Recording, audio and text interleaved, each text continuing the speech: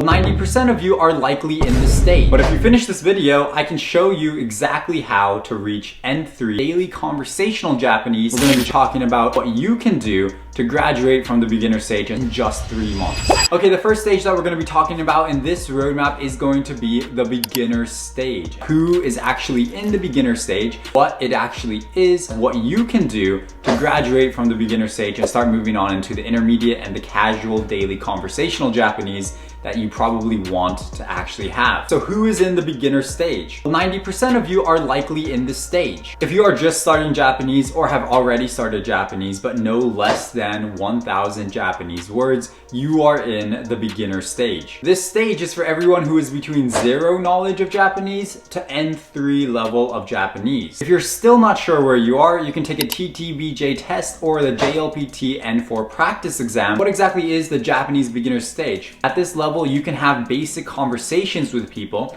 You can probably order your favorite food at a restaurant, and you can probably have enough Japanese to tell the waiter the ramen that they gave was delicious. So now that we know who is in the beginner stage and what the beginner stage is, how do you get out of the beginner stage? How do you graduate and move on to intermediate and daily conversational Japanese? Now, most learners can take 6 to 12 months to even get out of the beginner stage. And this is because they have no mentors, they don't have any direction, they have no study plan, and they likely don't have the best study methods for self-studying Japanese. But if you finish this video, I can show you exactly how to reach N3 intermediate daily conversational Japanese in just 3 months. Now, in this beginner stage of Japanese, you need 2 things to actually learn Japanese fast: volume and leverage. In the first month, you should be doing what gets you the most leverage in Japanese. Of course, that's going to be the alphabets, the hiragana, the katakana, and the kanji. For kanji, which are the Chinese characters in Japanese, you'll want to start with Heisig's Remembering the Kanji Guide. You can of course get it on Amazon or download the online PDF. For volume, you'll need to start Japanese immersion as soon as possible. This is where you read, watch, or listen to native Japanese. Here, you can change your phone and computer to Japanese, watch anime, dramas, news, or TV programs completely in Japanese, listen to Japanese music, podcasts, or YouTube while you're doing things like cleaning or cooking or other things in your day. And of course, you can try playing games in Japanese or even reading books in Japanese. Now, there are some things you have to avoid when you're immersing in Japanese. Things like English subtitles, aid for learner materials for listening, and content you find boring. From the immersion, you will want to have learned 500 sentences or have made 500 sentence flashcards. Now, for sentence flashcards, as long as they are made with a spaced study system like Anki Droid, it works. If you don't want to study with flashcards, you will have to read a lot. And in that case, you'll want to read easy beginner books made for native Japanese children. And of course, you don't want to be just reading these books, but you'll want to also have a Japanese to English dictionary by your side. After immersion, you will want to study some grammar. For grammar, you'll want to learn 80 N5 beginner Japanese grammar points in the first month. And that's all you have to do with month 1. By the end of month 1, you should already be reaching N5 level Japanese. If you finished month 1 of the roadmap, you can move on to the next stage, which is rushing to N3.